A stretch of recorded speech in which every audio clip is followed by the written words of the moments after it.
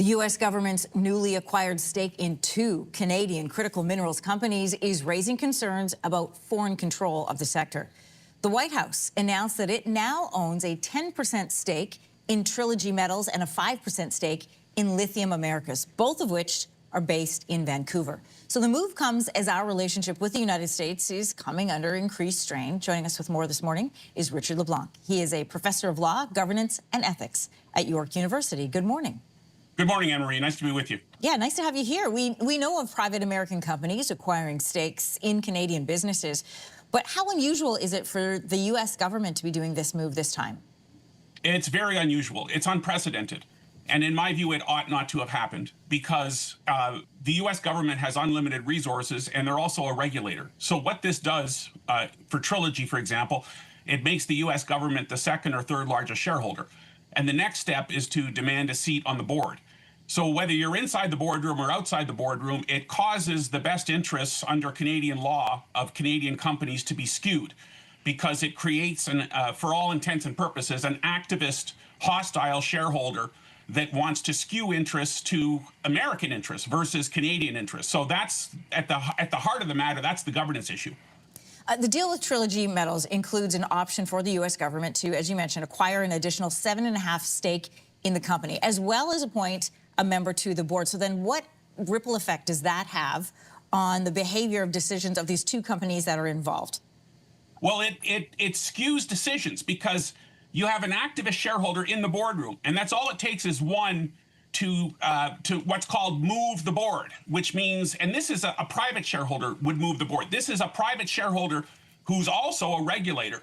So it would significantly skew the interests of other Canadian directors to act with a view to the best interests of the company and of Canadian workers and Canadian shareholders and Canadian stakeholders. So as I said, it's unprecedented a governance move, and it's a rather stealth move because the Investment Canada Act was tightened up in March of 2025, 6 or 7 months ago, and it provided for best interest Canadian criteria, including national security, worker interests, and supply chains.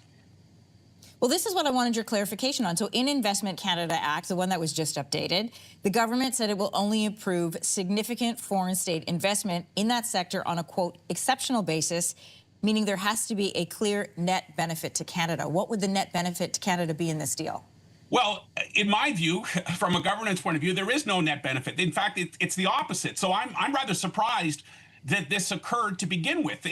The Investment Canada Act should be amended such that if it's a foreign government, it cannot occur without prior government approval. Right now, the horse is out of the barn, and it's been approved. And because we're negotiating trade with Mr. Trump, the left arm and the right arm sort of have to be in sync. So Minister Jolie said last week she would review this, but it might be a little too late, and it could be the thin edge of the wedge. Mr. Trump may do this on a chronic, repetitive basis. We understand why they're looking at critical minerals north of the border. They are trying to stop their reliance on critical minerals with China. We are in this sort of Canada first mindset right now in this country. In your opinion, is this a Canada first move? And if not, what options do we have? Well, no, it's not a Canada first move. And Canada first, broadly speaking, includes all of the sectors. I mean, Mr. Trump's intent is to hollow out Canada. And, you know, look at a few days ago, Stellantis with automotive. The big three, his deputy, I forget his name, he said there will no longer be cars built in Canada. Pete Hoekstra, I think, is who you're mentioning. Yeah, so the big three will be increasingly divesting out of Canada. And can they do that? They absolutely can, because their board of directors is in Michigan. So I think we need a Canada first governance and Canada first ownership. And by ownership, I mean CPP, Canada's biggest pension fund, invests almost 90% of its holdings outside of Canada. And it should be the opposite. Canadian pension funds should be required to invest the majority in Canadian companies. And number two is, if you're operating in Canada, including, you know, foreign operators, you should have an independent a board of directors with Canadians on that board to act in Canadian interests. So I think Canada first means Canada first, Canada owned, and Canada governed.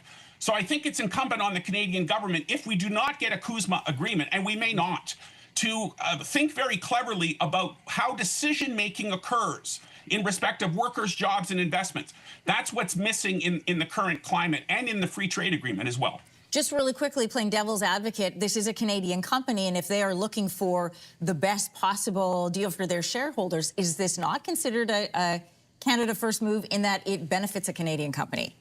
Well, it does, but it doesn't, because investments south of the border and jobs south of the border, and it introduces the skewedness and the unequal treatment of shareholders. So yes, in theory, it benefits Canadians, but I'll tell you, once you get an American super shareholder in that boardroom, and I've seen this happen with American directors, it's America first. So I think we also, and I'll close on this, we also need to rethink the portion of directors on Canadian boards that are resident Canadians, as opposed to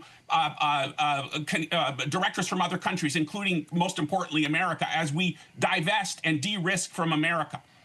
Professor Richard Leblanc, great to talk to you this morning. Have a great weekend. Thank you. You too. My pleasure. Bye. If you like that video, make sure to subscribe to the Your Morning YouTube feed, where you can find all kinds of new content posted every weekday morning.